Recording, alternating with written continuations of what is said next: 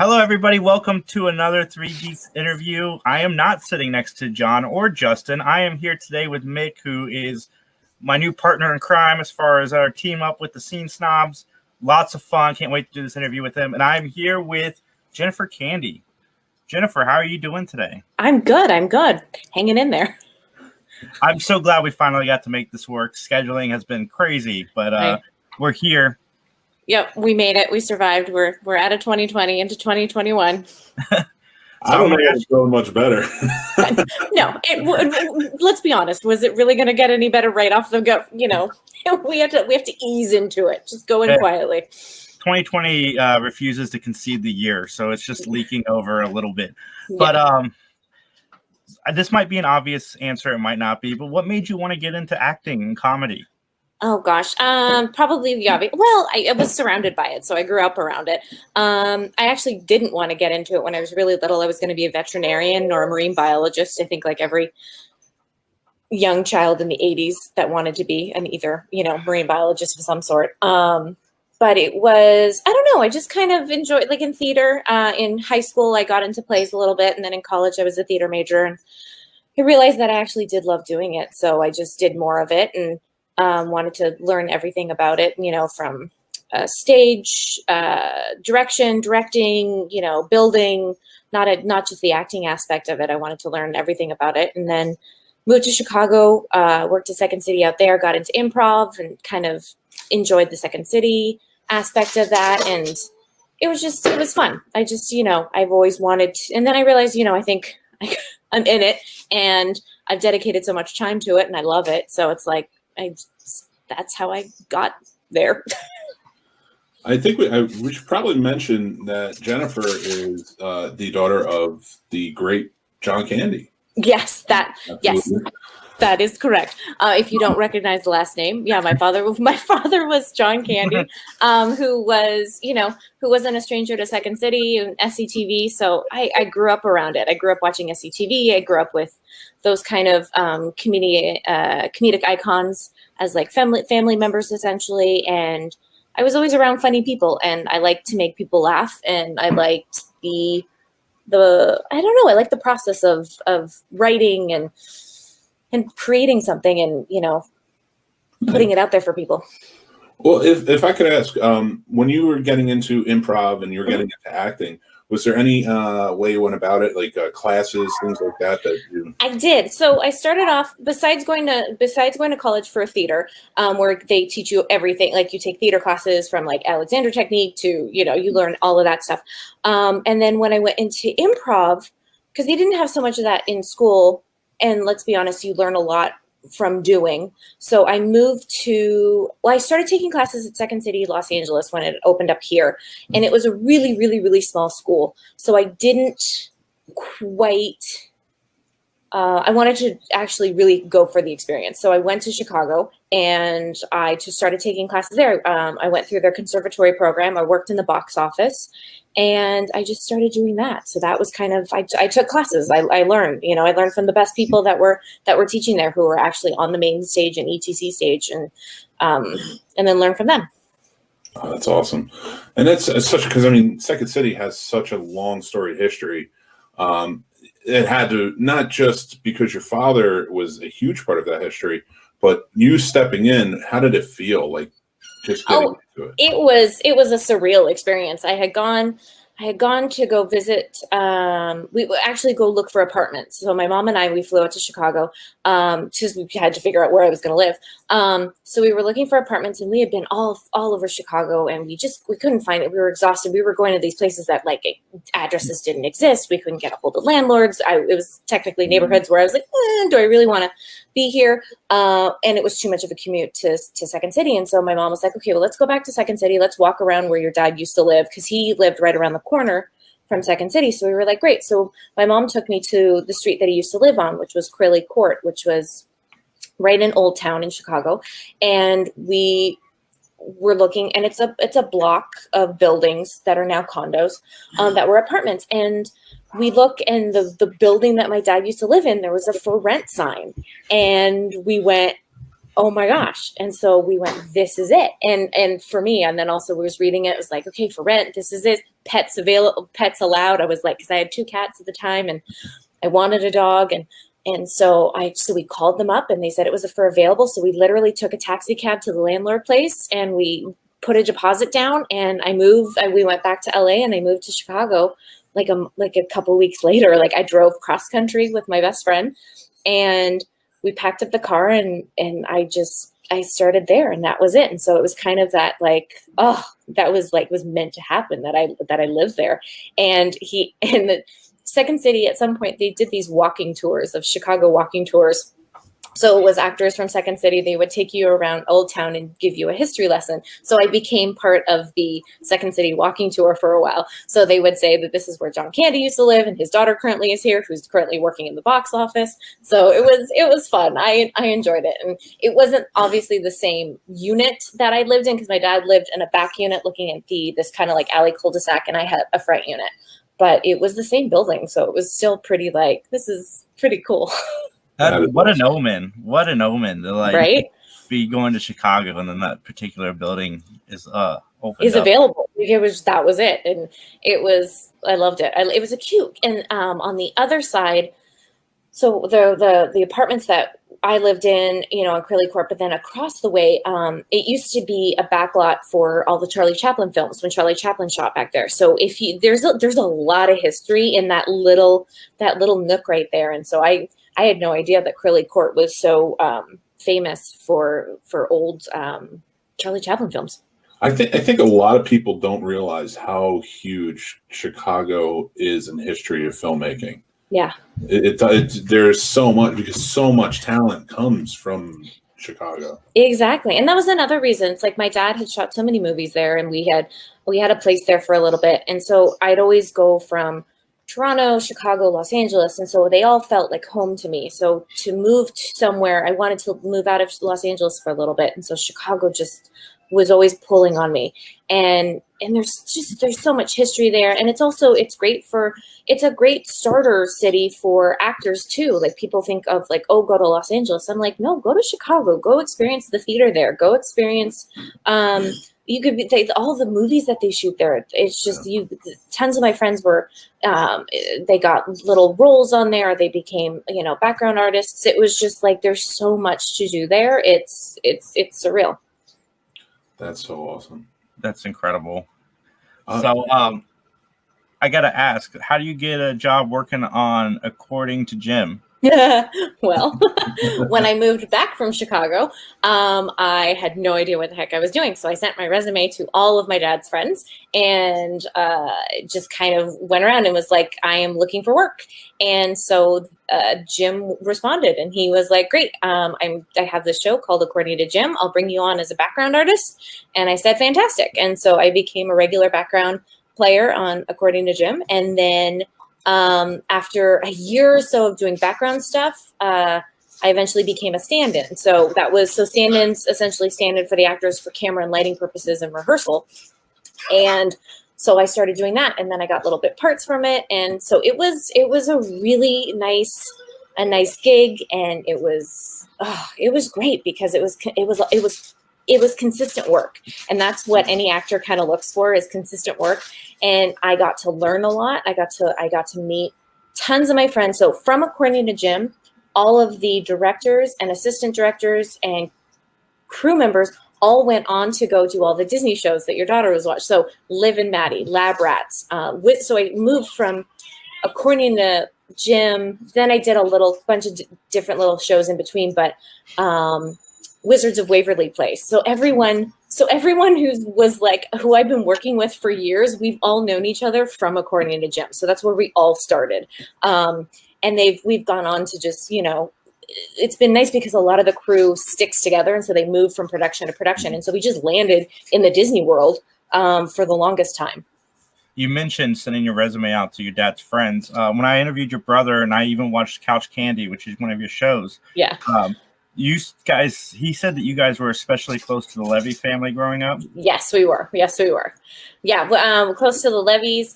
We're close to like everyone, all of them really. It was like the Flahertys, the Levies, Dave Thomas, John Hughes, of course, he wasn't Second City, but he was another close, really family friend. But I think, and then I also like reached out to like Don Lake, who is a big Canadian actor and who and all the Christopher Guest films and stuff like that. So he was also kind of a mentor to me.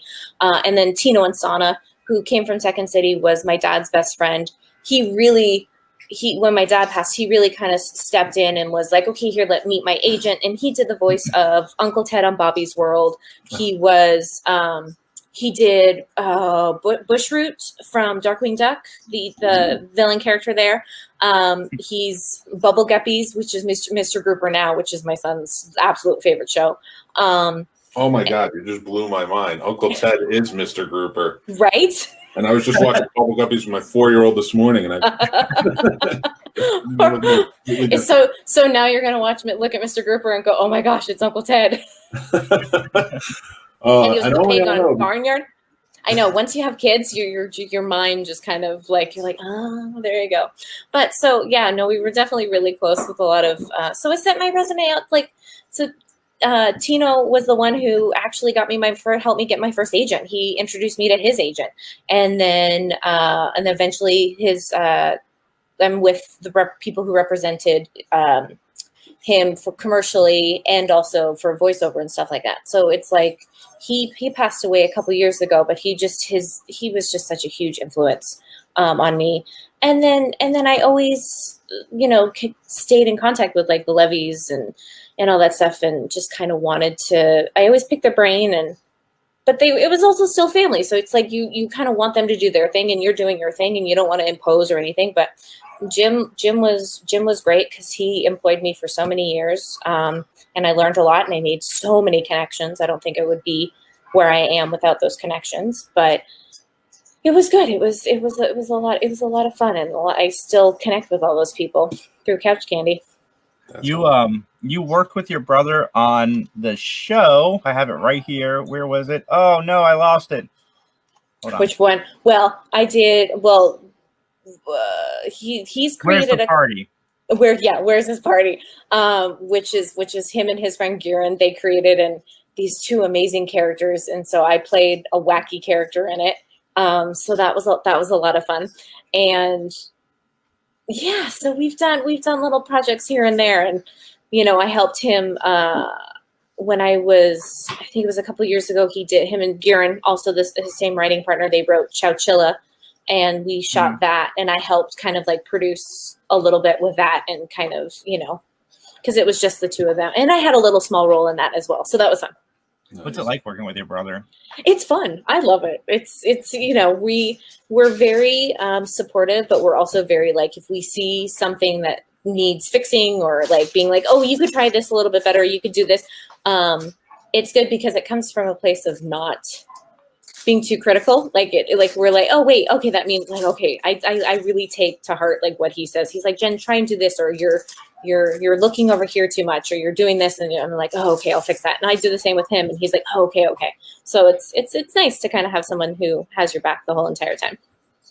From years of like, I'm sure visiting sets, your father was on. Is there anything that like is in the back of your mind, like when you're doing a scene or you're on a set, like maybe you just remembered it, like advice or just, how somebody did something or portrayed something. You're like, you know what? I like that maybe stuck with you over the years. Yeah, it's, well, it kind of comes with the preparation and beforehand. It's like going on set, and it's just treating everyone with kind and being nice and being just going in and making friends and being comfortable. So if you're comfortable and then that kind of creates like some sort of trust between everyone, that you can kind of be free to do whatever you want. So if you're going to make a fool of yourself, might as well make a fool in front of all your friends or people that you don't really know.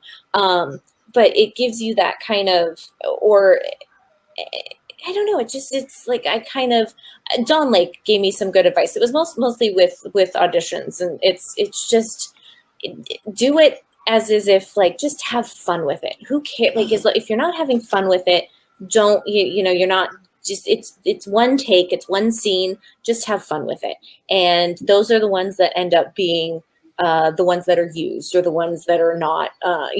Just that come from a place of just being natural, and you're more relaxed and comfortable and stuff like that, if that makes any sense. Yeah, oh, absolutely. I worked with a first AD a long time ago. I was just a PA at the time, and he always said, he's like, Michael, please and thank you. Yeah. Always say please and thank you, no matter what. And it just, that stuff sticks with you when you're there.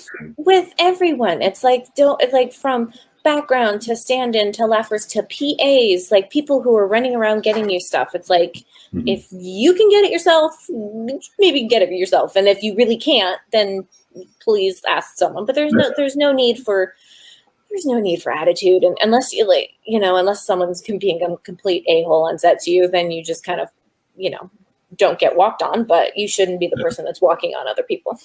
I've always said it's the only job I can't wait at the end of the day to get home, but I cannot wait to get back the next day. I know it's it's a lot because people. So you did production assistant and stuff like that. Is that what you were? I started out as that. I was a producer for a while too. Yeah. So it's it is. It's like because you're the last one there and you're the first one there in the morning, so you have to love it.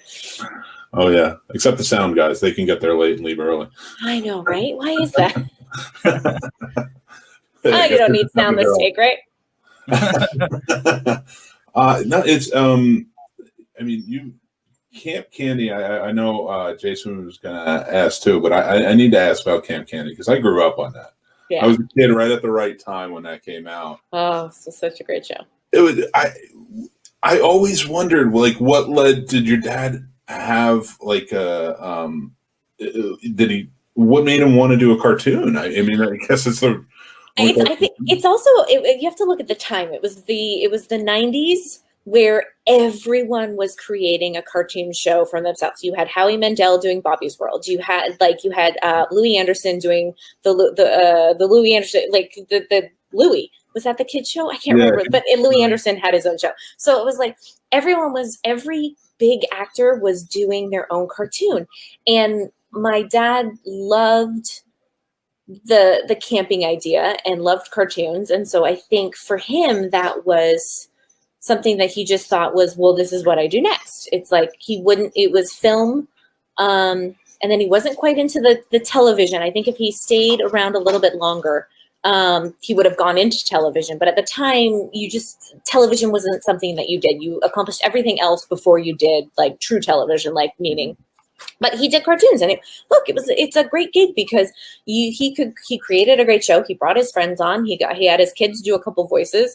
We did live segments that we shot in Canada on our farm and in the backwoods area. Where he would do these little like PSAs about camping and don't like all this fun stuff. And we, it was like my brother and my best friend were in the background, like fishing and doing like weird stuff. And it was just, that's what you did. And Camp Candy was just loved by so many people because it was such a fun concept. It's like, to this day, I still feel like there should be something done with Camp Candy, like just a spin-off of some sort. But because it's Marvel, Camp Candy is Marvel, if you know that. So I'm like, there's got to be a Marvel, spin-off somewhere there. Oh, that would be wonderful. I would love to see it revived in some way, or even just brought back. Like I have them on VHS, but I would love to have them on DVD or some sort of because downloadable so that my son can watch them. And it's because I don't have the VHS hooked up, but it's like that. I can find them on YouTube, but it's like I want something that people can, all their hard work can get paid for, as opposed to ripped off the internet. Yeah, legit. But it, like something like that. Like, what was that like? Were you around 11 or 12 at the time, correct? I think so. Yes, that sounds about right. I remember my dad, I had to audition for one of the character voices, and I think I was auditioning. I don't know if I was auditioning to play Vanessa, because they already had a wonderful actress who played Vanessa, and then they were, for an episode, they had me do her voice for something. And so I remember practicing lines with my dad, and I had it in a Valley, because I had watched the show and I wanted to do it in a Valley Girl accent. And my dad was like, no, I want you to do it in your normal voice. And I was like, well, she's a Valley Girl and I'm going to do it in a Valley Girl accent. And my dad was like, we had this huge argument about it. And so I went in and I took my dad's notes and I did it normally. And then the director, she said, great. Now, Jennifer, can you do it in a Valley Girl accent? So I remember looking at my dad going, I told you.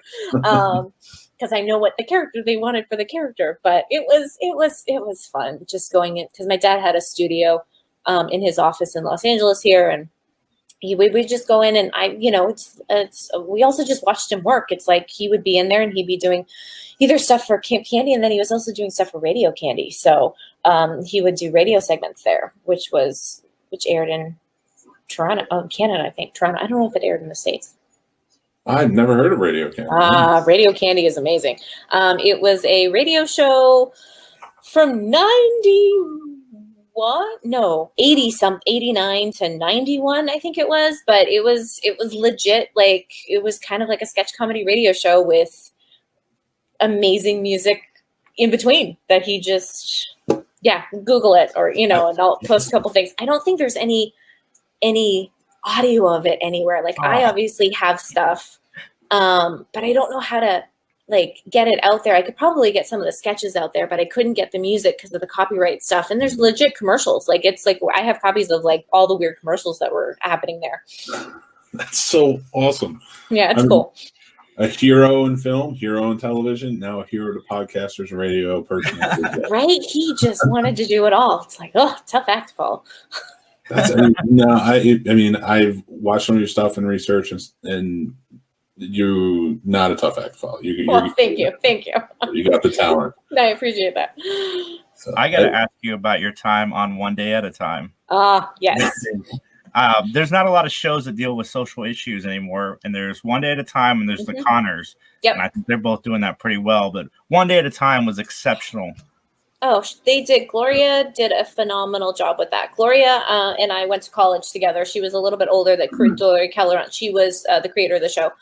And so she called me because she needed a scene with a bunch of her friends, and someone couldn't make it, and so she called me, and so she actually called my brother-in-law and was like, wait, who I need contact information, and my brother-in-law Chris was like, oh, call Jen. And so she called me, and it was like this last minute thing, and so I went in, and I was so happy to be a part of it, because that show is it's doing the right thing at the right time, and just the right issues, and it just is. It's a good show. It's just quality television, and I think everyone on that show is super talented and super nice. And I was happy to be a part of it for even if it was just for one episode. I was really happy to be a part of it. Yeah, that's really awesome. You're right. It's something that it seems to be going away. Like, it seems like they were coming with a lot of social issues, especially in sitcoms, which is it's always been sort of the home. Yeah. For social issues, in my opinion. That's how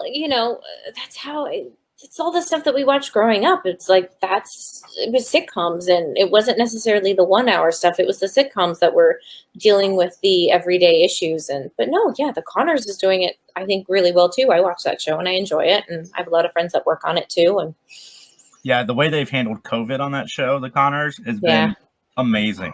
No, it's great. I know it has been. It's just because it's truth. The thing is comedy is in reality, and and it's also not necessarily, doesn't have to always be funny. It just has to be real, and people will be interested and intrigued.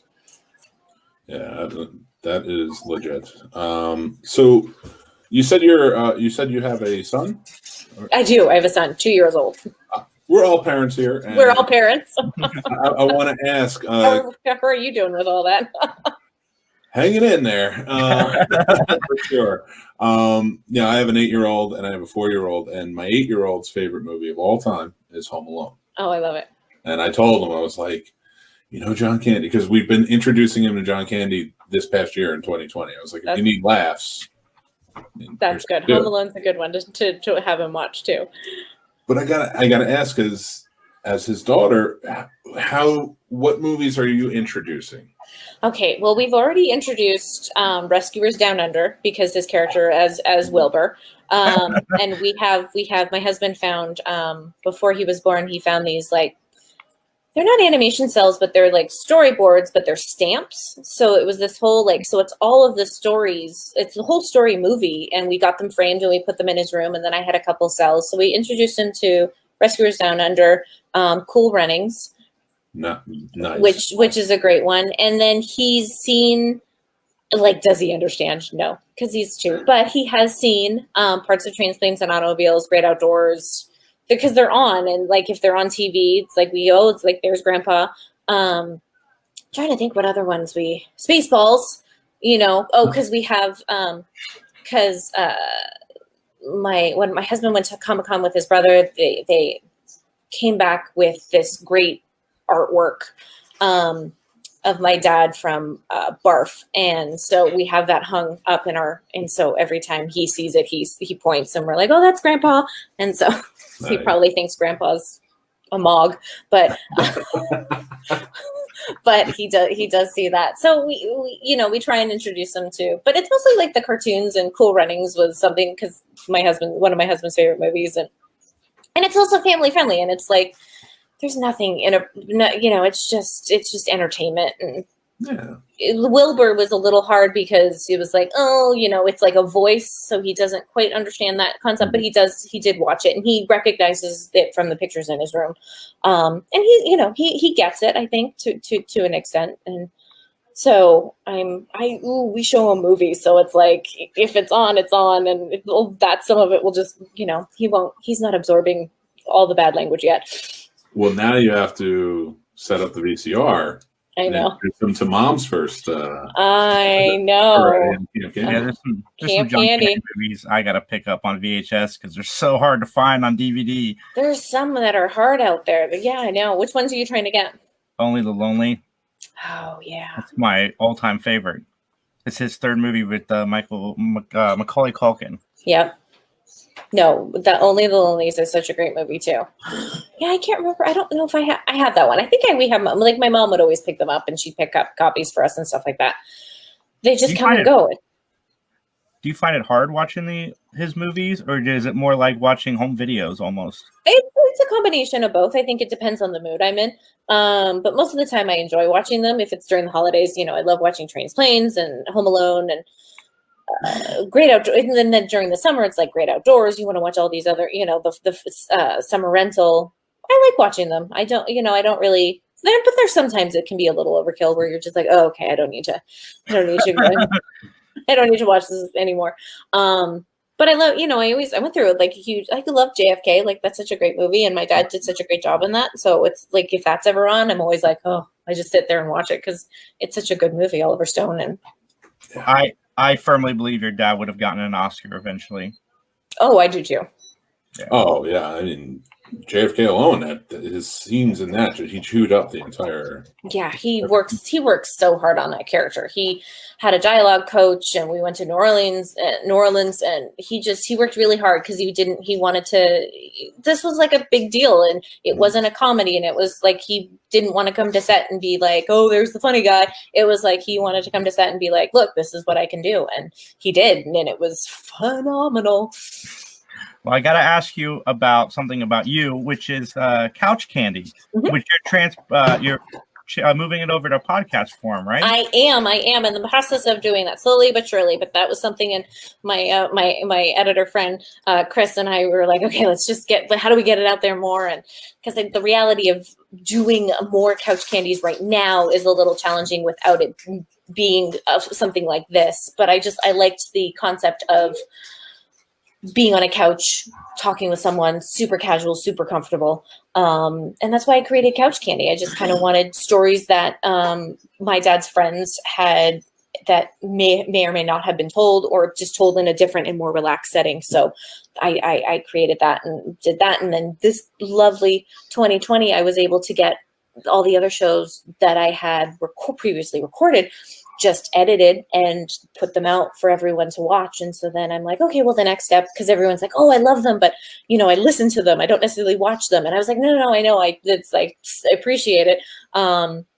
Because I think originally I didn't turn it into a podcast is because I had video clips and I had photos that I like. That was something that I wanted different out of this show, was something that like you can actually see that you wouldn't see, because it was like photos that you might have never seen that my mom took, or it was very visual. But now I'm like, okay, I can switch it over to a podcast, so I'm going to do that. That's fantastic. I've watched and listened, and it's fantastic. I'm glad you like it. It's a fun show to do, and there was a benefit that I did for a charity I work for last month, and I brought back couch candy for a short audition with my brother-in-law Chris Sullivan. So that was fun to do. So we did it outside. So it was something that I was like, okay, was I able to get like one show in for the year? It was an abridged version, but it was still fun to do. Yeah, that's awesome. And I mean, it's a great concept too. Like yeah, thank you.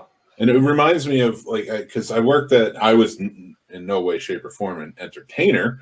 And I didn't have talent like that, but we're all entertainers. Well, I would film a friend of mine's group at IO West in Los Angeles. Oh, okay. And so I got to sit in, and it just always seemed like after everything died down and everybody was gone, like everybody just chilled on the couch, and that's where the conversations come. Yeah. That's essentially it. It's the before and the after, and it's just that kind of.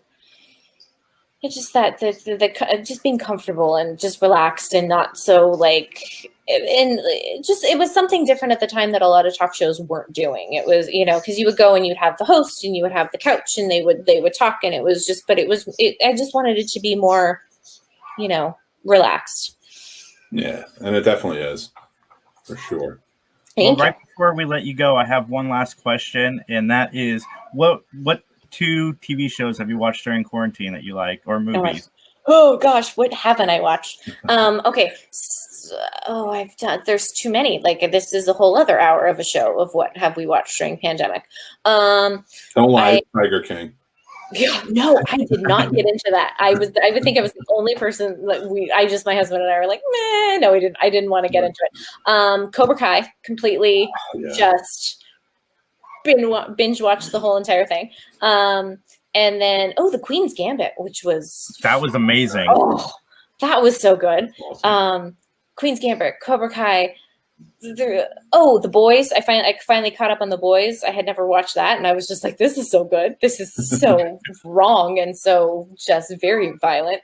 But I really like that one. So yeah, I said 3. So those were the 3 that I've been watching. And then obviously the your go-to shows that aren't, but sometimes I just need to binge watch things. I think Cobra Kai is my favorite show that's out right now, but there's a certain of reality you just got to understand does not exist within the show, and the show is perfect. It is. I think this season, there's no spoiler alerts, but this season I definitely kind of went, really, with the fighting? Like, it just seemed to me, I was like, ugh. But because I love everything about it. I love the fight choreography. I think it's phenomenal. But there's just something to it this year where I was like, why am I waiting for them to just stop? Like, it was a moment of like, but other than that, I love all the nostalgia. I love the connections. I love this new story of Johnny. Like, it's so good. It's just, as a huge Karate Kid fan, it's super happy about it. As much of Johnny dealing with technology they can give me, I absolutely love everything. The fact that he didn't know to plug in his laptop. I know, he returned it because the battery died. You sent me, he's like, well, did you plug it in? It's like, oh, you plug it. Like, I know. And then he threw away his phone, but he didn't know Facebook was on a computer as well. Like, he's talking about someone who is so anti-technology, or not anti, just doesn't like. He's 80s. He's 80s.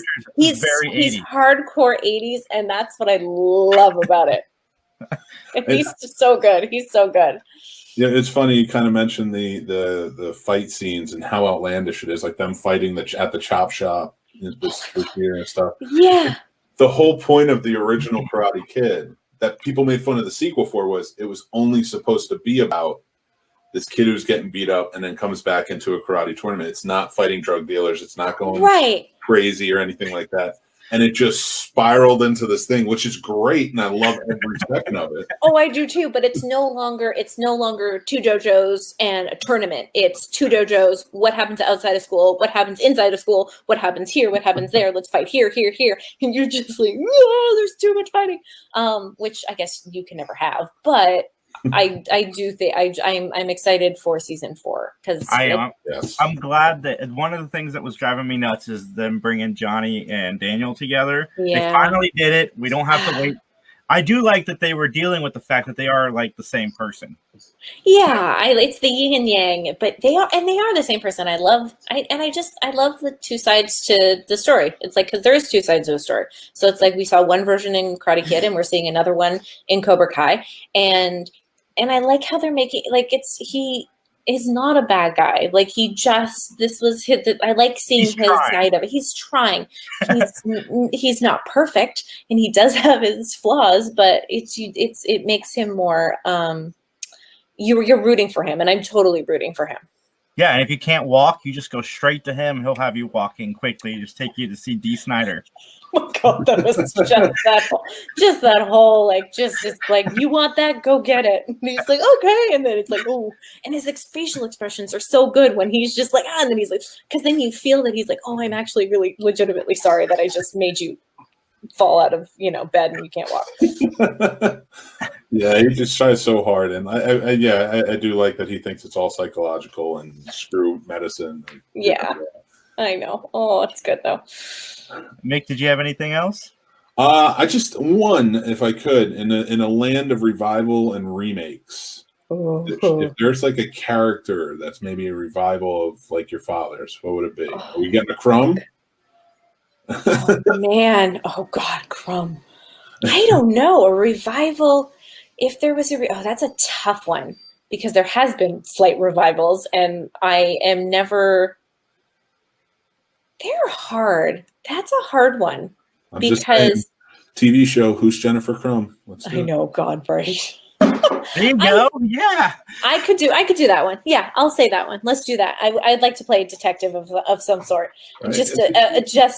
It reminds me of, my dad helped me write a story when I was in grade school, and we just wrote a detective story, and it was probably really inappropriate now that I think back about it, because it was like, Detective Airhead, and it was just like, it was very like punny, and that was our humor. And so I feel like that was Crumb, essentially, who he was writing, like helping me write, was like, we were creating this character, and it's just Crumb is this lovable,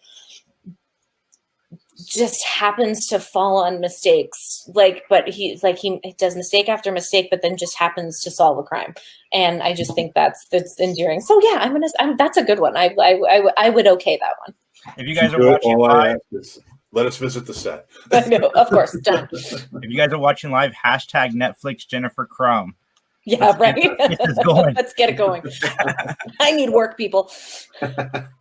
Well, thank you. I just really appreciate talking to you. Thank you so much. Oh, well, thanks so much. It's been fun. I've had a great time.